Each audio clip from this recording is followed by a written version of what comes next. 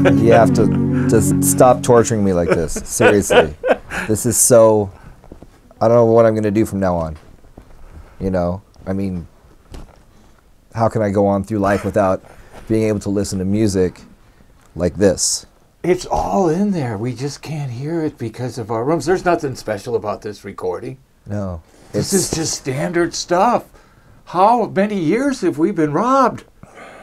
I've always imagined that there was an environment that actually sounded like this, but never actually experienced it, ever. Never had the opportunity to hear that which everybody speaks of.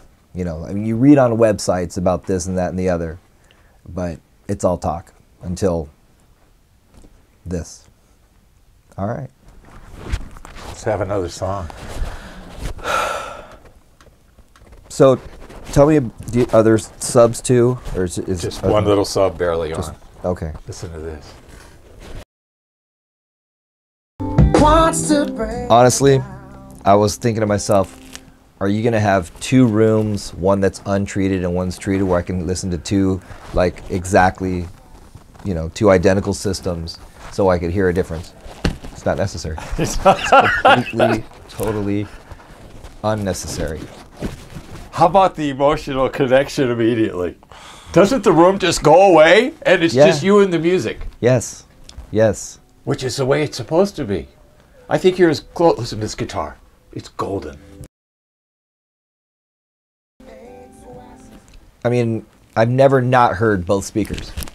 You know what I mean? Yeah.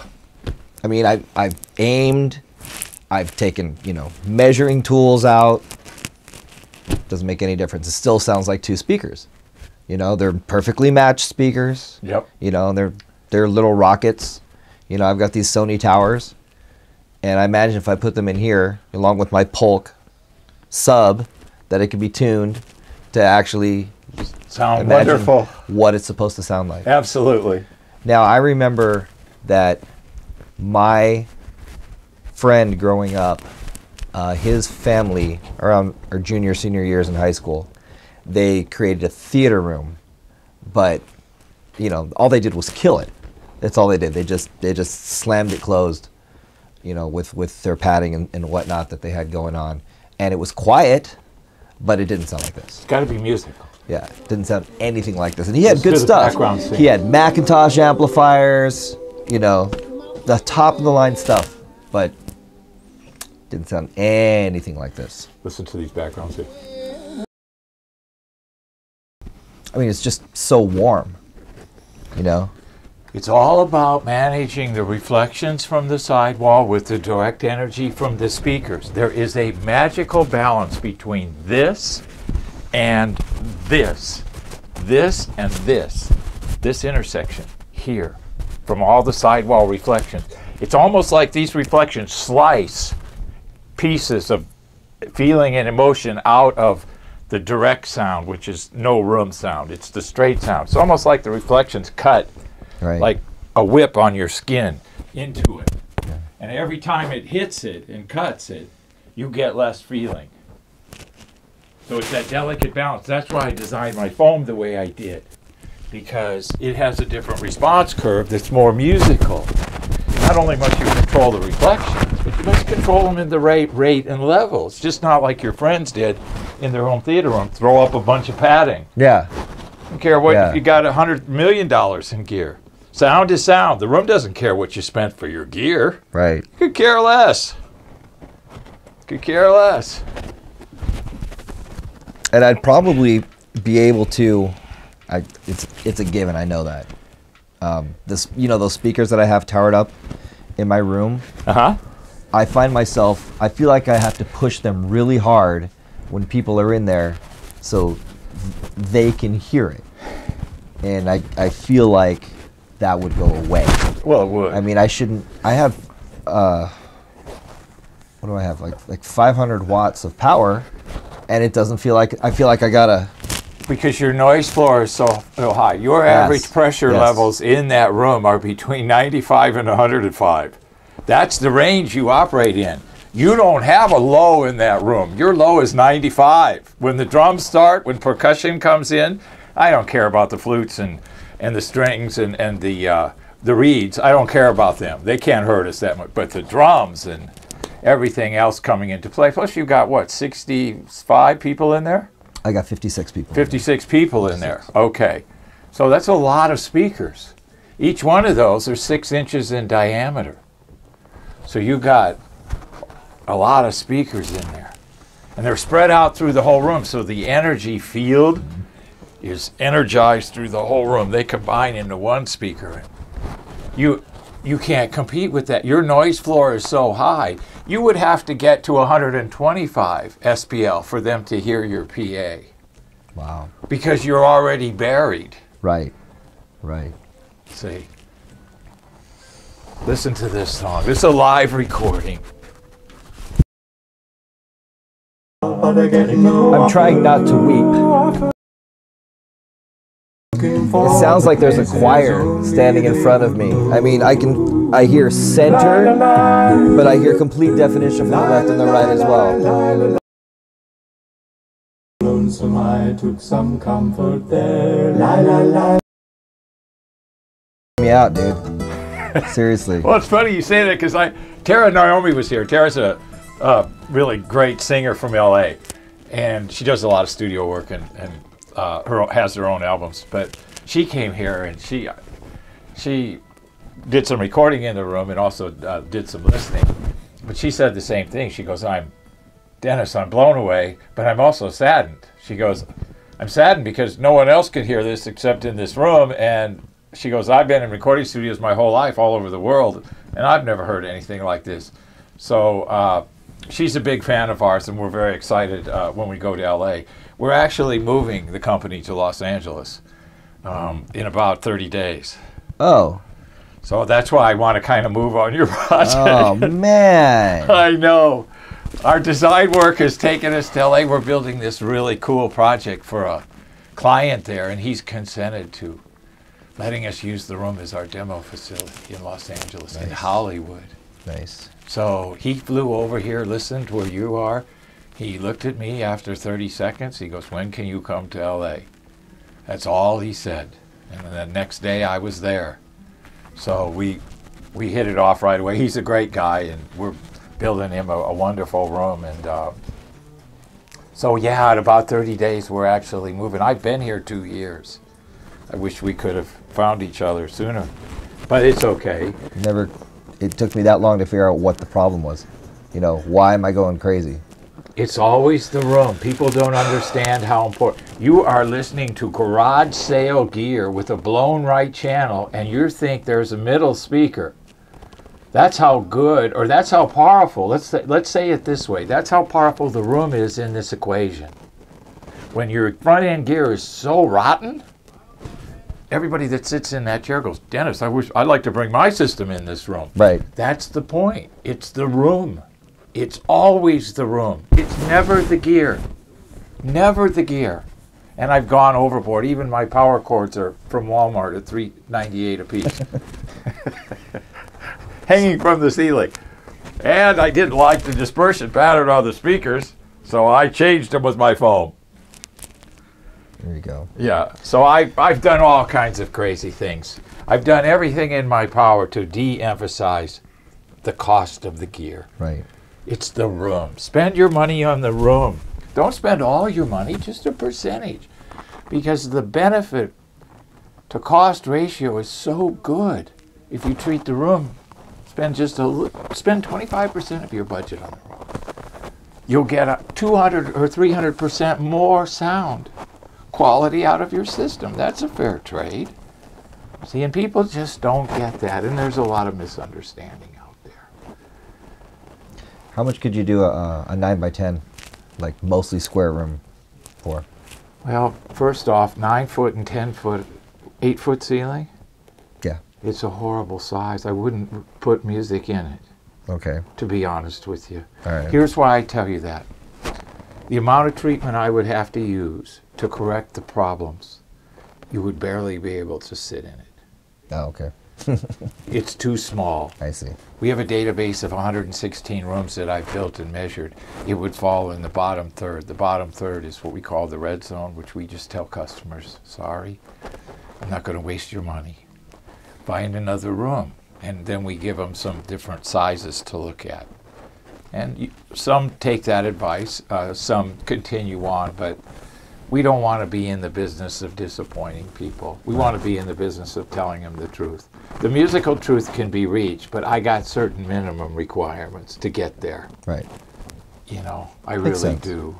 Makes And sense. but once there, well, worth it. And it's not that great of a sacrifice.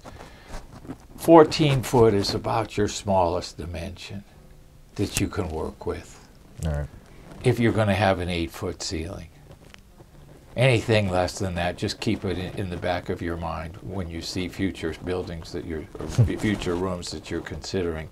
At 14 foot is the magic number. Try to stay above that. 14-foot ceilings? Well, 14 foot in all dimensions, but you won't find that in North America. You're going to be 8, 9, 10 on the ceiling. Right. The higher the ceiling, the better, up to a point, up to about 14 feet for height. Because the floor and the ceiling are your first reflections that you hear. You're sitting on the floor. So the energy from the speaker bouncing off the floor into you reaches your ears before the sidewall. Same with the ceiling, because you're sitting closer to the ceiling than any other structure. So those two, floor and ceiling reflections.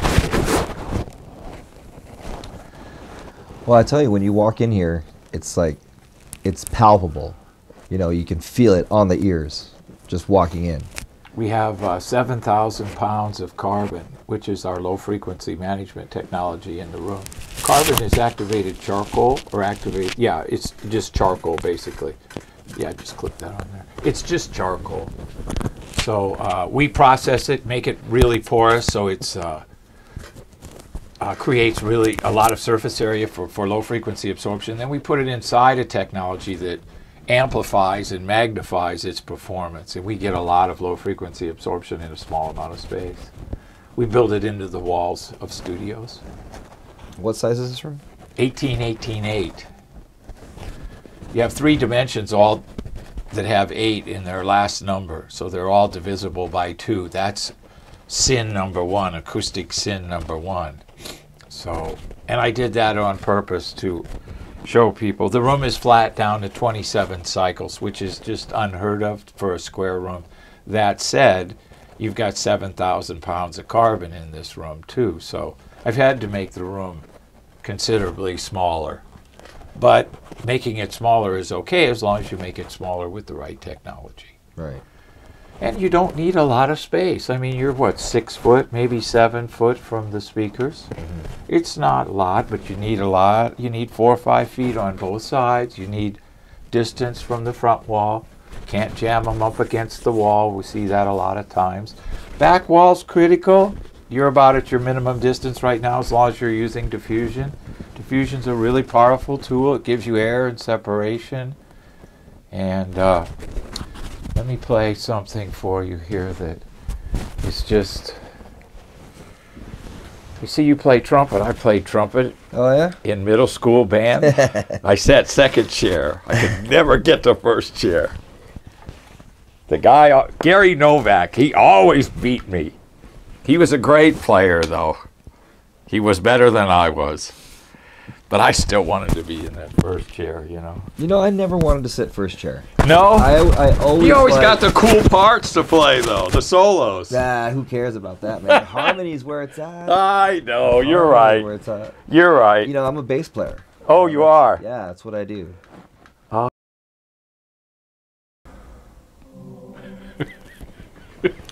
So, it doesn't, most of the time when I hear music, it sounds like this. And this sounds. One-dimensional Yes. you're speaking of, yeah. That comes with diffusion. That comes with balancing reflections versus direct energy. It comes with proper positioning. The speakers in the listening position have to be viewed as a system within your room. People view the speakers in the listening position separately. They put the listening position in a place that's convenient for for the living of the room or whatever the other function of the room is. This is a dedicated music room, so Right. the speakers in the listening position are matched to the room size and volume. It has the smoothest frequency response. The speakers in listening position must be considered a system. We call it the sound triangle that's placed within the room at the right position, but when you move one, you must move the other two. They're together, they're all married together. The radiation pattern of the speaker, based in the room size and volume, has to be taken into consideration. The height of the speaker. Everything has to work together.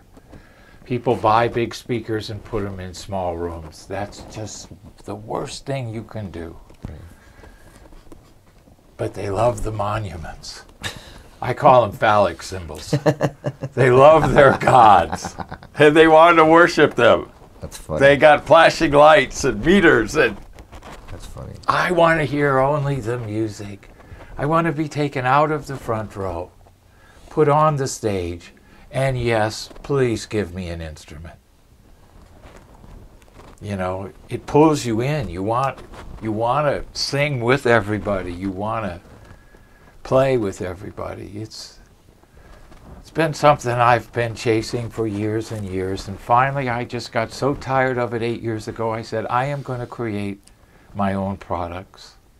I am going to design my own stuff that'll help people connect better with the emotion in the music. Because what we have today, what we had 8 and 10 years ago didn't do it, and what we have today still doesn't. Room acoustic technology is so far behind the curve. I wish it was equal to speaker technology. I would only hope it would be equal to amplifier technology, but neither one of those situations is accurate and true. We're still using egg cartons for diffusers. Right. Which is very, dissettling in the basic scientific sense to begin with, let alone aesthetics. But anyway, we're far behind, and I'm trying to change that curve. And I went after 2 areas: pressure management and reflection management, because that's the 2 general categories we're dealing with in the room. But you've heard today what happens when it's done right, and that's, to me, it's just everything, you know. It's the emotion in the music, like we were talking at school the other day. It's the emotions in the harmonics, you know, and it's that balance of pitch and amplitude and strength presented correctly that lets your heart feel everything. Your brain almost gets taken out of the circuit if the room is done right. That's kind of a good test if you have a good room. You know, are you not thinking when you sit in the chair? Are you not processing data? Are you just feeling the music? If you're doing that, we've had a lot of people come in here and sit and talk and talk and talk, and then when we press the play button, they don't speak anymore.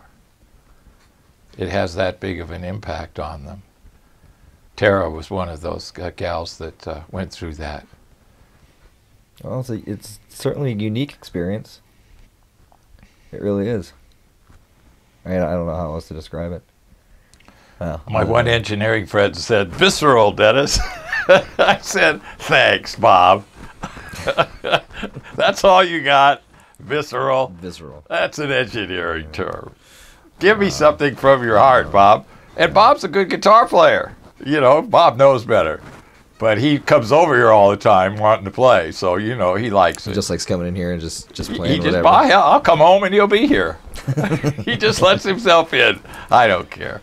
You know, he's playing guitar. From Acoustic Fields. This is the gear inside our studio. This is the gear people are listening to in all the video testimonials that we're going to be posting, have posted, and many others quite soon. But it's garage sale gear. It's low-end gear because it needs to be low-end gear producing high-end sound. And we have a clip speaker here with 2 7s, and one of the 7s is creased. The guy I bought it from, his son used it as a karate demo person, you know, and kicked it. Resonates about 300 cycles. So, you know, it does come through a little bit, so it's kind of blown. Then we have, Scary, the tweeter. That's a a horn tweeter, and it's got a wide dispersion, but it's plastic. And we all know that when sound strikes surfaces, it takes on the characteristic of those surfaces, so you get plastic sound. And that's not good. And then they have a really bad radiation, a really wide radiation pattern. So the goal here is to filter some of that high, nasty plastic sound a little bit using our phone. So that's the approach we took with the gear here in the studio as far as the speakers go. I think I paid $25 for the pair, something like that. The gear is just a 40 watt per channel amplifier. I bought it for $150.